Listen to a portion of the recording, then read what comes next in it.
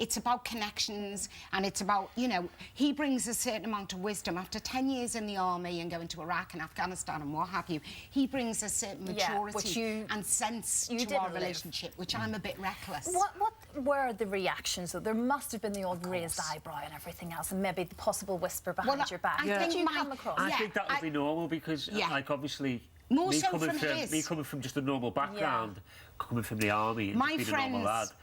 She is an actress. Yeah, I get that. I get what people are going to say behind me back. My friends and family know me well enough to know. I'd see someone coming a mile away. I'm always suspicious of anyone who wants to be my friend or wants to be... I'm just one of those, you know, I'll think of the worst-case scenario, and if it works, it's a bonus. So I'm super kind of analytical and suspicious. Well, as I say, this is the subject of our phone a little bit later on. Laura Nightingale says there's 30 years between my husband and I. Couldn't be happier. Age is just a number. Iris Owen says a 30-year gap does matter.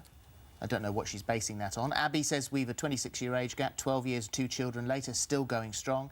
Kerry, I was married with a 9-year age gap. However, as I grew up, I wanted different things. We grew apart and eventually divorced. But, of course, that can happen whatever age. You can grow apart with there's 3 or 4 years between. And Glenn Faulkner says compatibility is what matters. Absolutely. Oh, and Sarah says my fella's 49, I'm 23. We've been together 7 years. So, you know, it happens a lot. Thank you, guys. Thank you very much. I'm going to be honest and fair. But encouraging, because I know that they do need encouraging words, especially after Craig has spoken.